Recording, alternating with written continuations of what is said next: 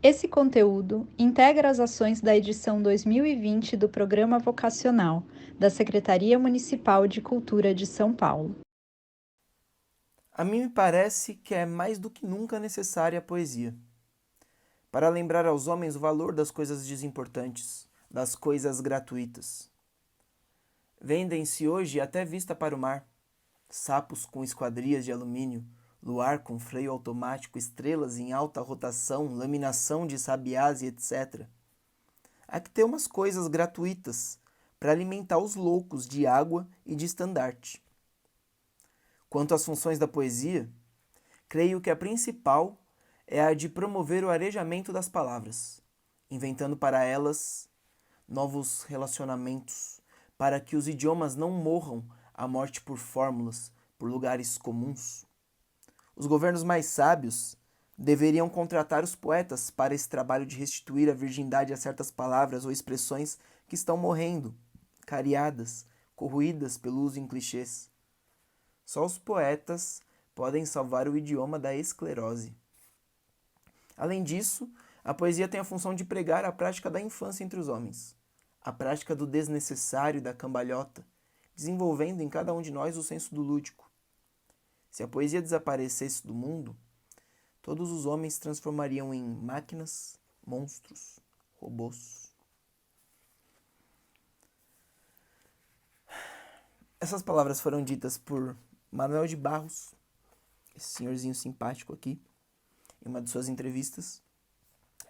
Bom, eu sou o Vitor, sou artista orientador do programa vocacional na linguagem de literatura e estou aqui para falar de poesia. E eu gosto sempre de iniciar minhas orientações, meu ciclo de orientações, ou cursos, oficinas, workshops, enfim, falando sobre ser poeta. E o que é ser poeta? É gostar de poesia, basicamente, simples. Quer ver um exemplo? Ainda do Manuel de Barros. Quando a avó me recebeu nas férias, ela me apresentou aos amigos. Este é meu neto. Ele foi estudar no Rio e voltou de ateu.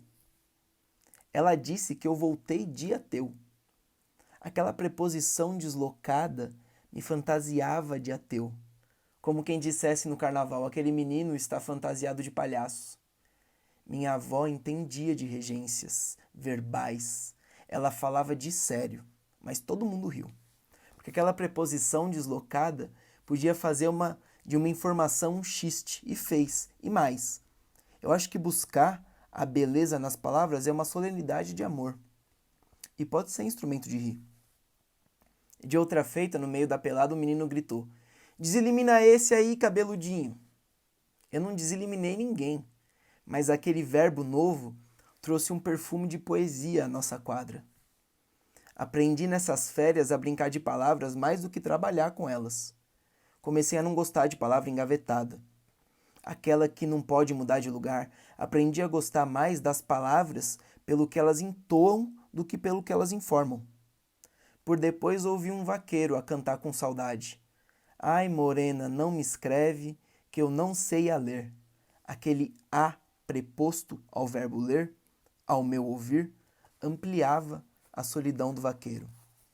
Ó, aqui a gente já tem exemplo de a avó dele, que é poeta, o vaqueiro cantando esse a mais, o menino do futebol e ele próprio que reparou essas coisas. Eu disse que poeta é uma pessoa que gosta de poesia.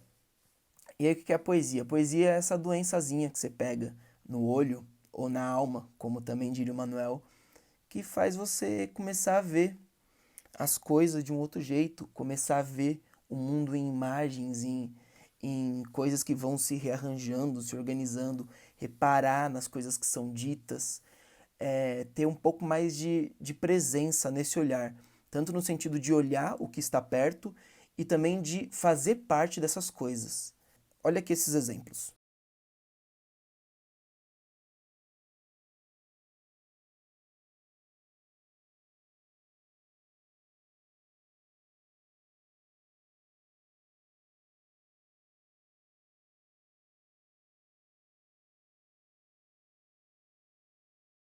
viu?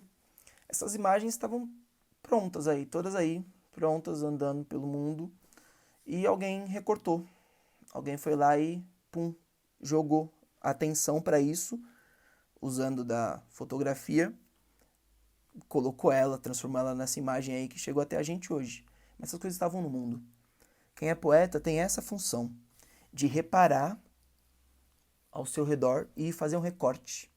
Jogar um holofote num pequeno recorte e dizer, olha, isso aqui é importante para mim. Será que é para você também? E aí, a partir do momento que as pessoas vão se identificando e olhando esse recorte e também trazendo outras importâncias, essa poesia vai se construindo, certo? E falando sobre importâncias e fotografia, vamos de novo aqui para o Manuel, sobre importâncias. Um fotógrafo artista me disse outra vez: veja que um pingo de sol no couro de um lagarto é para nós mais importante do que o sol inteiro no corpo do mar.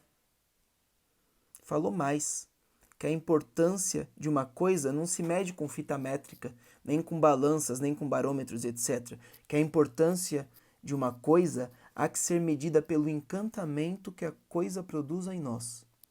Assim, o passarinho nas mãos de uma criança é mais importante para ela do que a cordilheira dos Andes.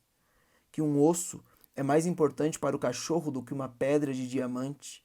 E um dente de macaco da era terciária é mais importante para os arqueólogos do que a Torre Eiffel. Veja que só um dente de macaco. Que uma boneca de trapos que abre e fecha os olhinhos azuis nas mãos de uma criança é mais importante para ela que o Empire State Building. Que o cu de uma formiga é mais importante para o poeta do que uma usina nuclear, sem precisar medir o ânus da formiga. Que o canto das águas e das rãs nas pedras é mais importante para os músicos do que os ruídos dos motores da Fórmula 1. Há um exagero em mim de aceitar essas medidas. Porém, não sei se isso é um defeito do olho ou da razão, se é um defeito da alma ou do corpo. Se fizerem algum exame mental em mim por tais julgamentos, vão encontrar que eu gosto mais de conversar sobre restos de comida com as moscas do que com homens doutos. Então aqui, de novo, o Manuel falando sobre esse defeitozinho aí, né? E reparem, né, nessa exemplificação, né, desses recortes. E uma coisa que é muito importante, que eu gosto de ressaltar nesse texto, é que ele fala que as coisas são medidas pelo encantamento que ela produz em nós. E aí tá de novo o seu papel enquanto poeta, além de fazer esse recorte para essas coisinhas, a régua com que você mede esses recortes é o encantamento que isso produz em você, certo? E quando diz encantamento, não é encantamento assim, no sentido príncipe encantado, sabe? Encantamento no sentido Disney, não. É o encantamento, o quanto isso te afeta. Ou seja, por exemplo, num parque, uma pessoa que está brincando com a filha, eu, por exemplo, num parque com a minha filha, se eu parar para olhar essa cena dela brincando ou outras pessoas no parque, eu vou reparar em certos elementos. Se eu estiver, por exemplo, num parque triste, acabei de levar um pé na bunda, tô triste por conta disso, eu vou reparar em outros elementos. Se eu estiver no parque, acabei de ser demitido, tô puto, eu vou reparar em outra coisa. Então, é tudo o mesmo parque, certo? Mas essa relação do olhar, que é o recorte, com o espaço, com o mundo que está ao redor, é o que vai produzir esse encantamento que a poesia traz, né? Bom, diante disso, vamos para o exercício de hoje, o exercício dessa nosso primeiro encontro virtual, ou reencontro, se você estiver vendo esse vídeo de novo. A gente está numa situação de pandemia, certo? Uma situação de calamidade. E uma das coisas que tem que se falar, eu vejo muita gente falando sobre meditar, sobre presença, coisas do tipo, né? E aí eu tava falando com uma amiga sobre isso, que ela trabalha com isso. Eu falei, poxa, eu não consigo meditar, não adianta. Eu não consigo, mas... E aí ela falou assim, olha, Vitor, como assim você não consegue meditar? Eu falei, olha, eu não consigo, tipo, parar em posição de lótus, ficar prestando atenção na minha respiração e fechando o olho e aqui e não pensando em nada, eu não consigo. Não dá, não rola comigo. E aí ela falou, olha, mas você não tem nenhum momento que você para assim e presta atenção, atenção assim, quase que plena no que você está fazendo? Não tem nenhum momento do seu dia que você dá essa baixada assim e se concentra nisso? Eu falei, tem sim. Quando eu estou ouvindo música, deitado na rede, por exemplo, ou tomando banho, ou cozinhando, por exemplo, eu estou muito focado naquilo e de fato é uma meditação.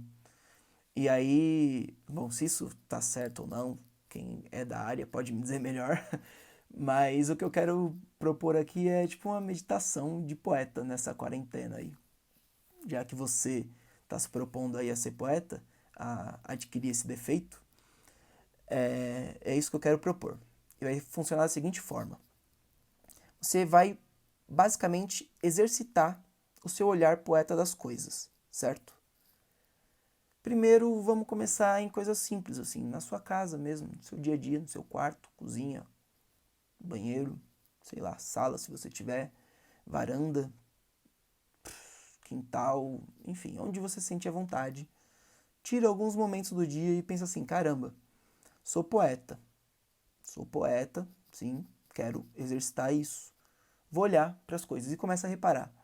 Olha com calma, assim, passa o olho e vê o que te chama atenção nessas cenas.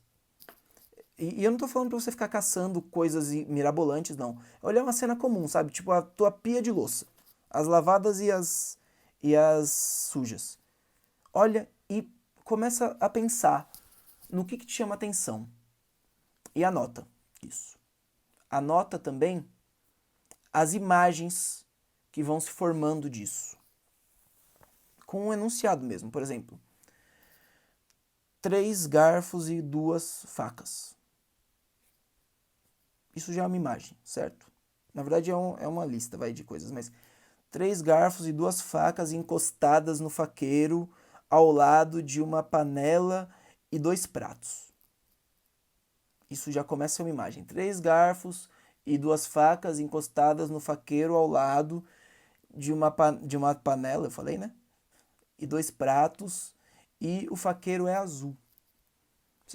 Vocês vão percebendo que você vai exercitando esse olhar, você vai dando mais forma, você vai enriquecendo esses desenhos verbais, um termo que o Manuel usa também, nisso.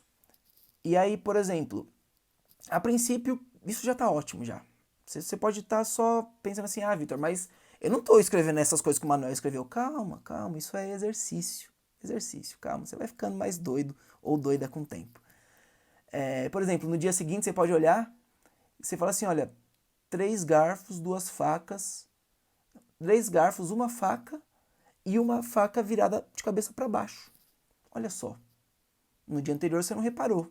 Para você não fazia diferença seu olhar cotidiano uma faca virada para cima ou para baixo. Hoje pode fazer. Quer ver um outro exemplo? Tem escada na sua casa? Você já contou quantos degraus tem na escada da sua casa? Vamos supor que tenha 18. E aí você diz assim, ó, subir as escadas para te ver. Isso tem um peso. Agora diz assim, ó, subir 18 degraus para te ver. Não parece que foi um esforço muito maior que você fez? Não deu um peso maior para a frase? Isso foi só um defeito de olhar. Ao invés de você olhar uma escada, que talvez você suba e desça todo dia, você olhou a escada de um outro jeito, como poeta. E aí daí, essas coisas vão surgindo, você vai pescando, você vai treinando esse olhar e vai pescando essas imagens, esses detalhes, esses lugares onde você quer colocar, que te produzem encantamento e onde você quer colocar essa luzinha. O que você vai fazer com a faca virada para baixo? Não faço a mínima ideia, mas pode ser que algum dia você esteja escrevendo um texto que você queira falar sobre algum sentimento que você não sabe como colocar e você lembra dessa faca aí, virada para baixo. Talvez você possa começar a escrever um poema a partir disso. A princípio eu não vou propor muita coisa, mas também não vou limitar. Se você já quiser fazer 1 milhão de coisas, fique à vontade, eu vou achar maravilhoso. Mas o exercício dessa primeira semana é essa meditação maluca aí de de poeta, de ficar olhando, reparando no seu ambiente e olhando, ó, por exemplo, ali. Eu me mudei tem pouco tempo pra cá. Ali tem um pernilongo que eu matei. E eu lembro da noite que eu matei ele. Eu acordei e fiquei procurando e matei ele. Tá preso ali ainda, ó. Tadinho, o corpo dele. Não tinha reparado nisso ainda. Eu já vi isso várias vezes, mas isso não tinha tido importância pra mim até o momento que a gente grava esse vídeo. E aqui tá passando outro. Enfim, tô viajando demais já. Esse é só nosso primeiro exercício. Anote essas imagens, anote essas visões. E se quiser, se elas resultarem em versos, melhor ainda. Se quiser escrever poemas, contos e seja o que for, músicas a partir disso, melhor ainda. Mas também vamos com calma. Faça esse exercício aí de pouquinho por um pouquinho, a gente tem tempo. Esse é só o primeiro vídeo. E, bom, se você tiver alguma dúvida, quiser me mandar o que você escreveu, falar comigo de qualquer coisa, aqui estão os meus contatos, redes sociais e afins. Pode mandar e-mail, inbox, direct, esses termos aí que a gente usa. E semana que vem a gente se vê. Tem mais coisa, certo? Um beijo, um abraço, um cheiro e boa semana para todo mundo. Seja lá na semana que você estiver vendo isso.